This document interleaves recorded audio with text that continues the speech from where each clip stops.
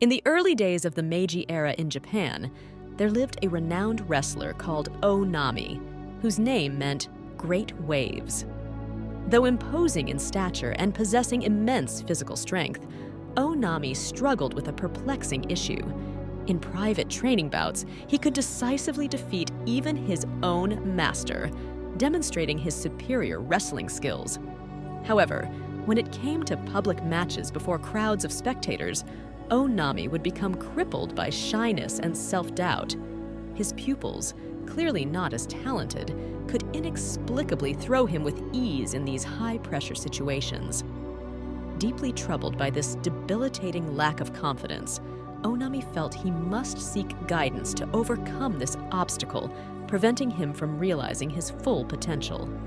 He learned that Hakuju, a wandering Zen teacher of great wisdom, had taken residence for a time at a modest temple nestled in the nearby mountains.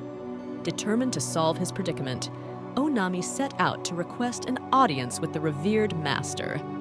Upon arriving at the humble temple grounds, O-nami was granted a meeting with Hakuju. With a humble bow, the wrestler laid bare his anguished tale of his public performance being crippled by anxiety and nerves, despite his clear mastery of the sport when engaging in private matches.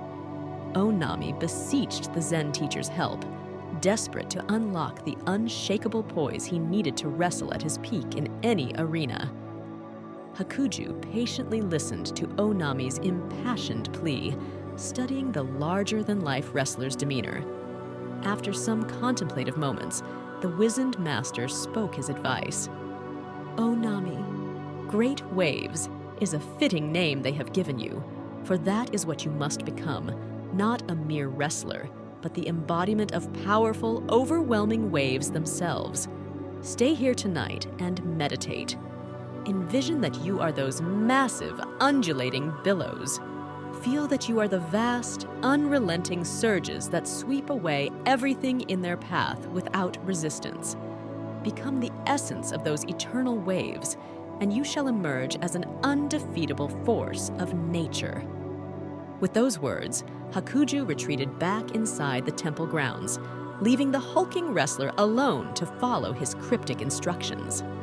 As night fell, O-nami entered a deep meditative state, focusing all his energies on visualizing himself as crashing waves.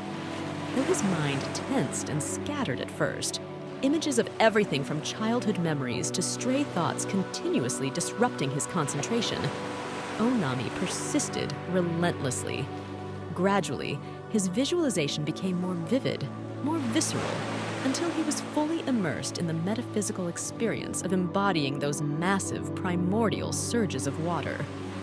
The hours passed, and O-nami's mind merged with his vision until the boundaries of the meditation room dissolved entirely.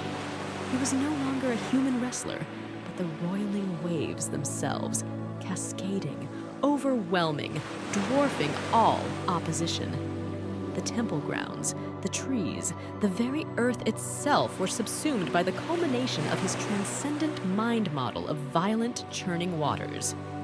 When dawn broke, Hakuju found his pupil for the night still in a trance-like meditation, a wry smile of enlightenment playing across his features. Gently rousing O-nami from his metaphysical journey, Hakuju nodded approvingly and affirmed, "You have become the living essence of Great Waves itself.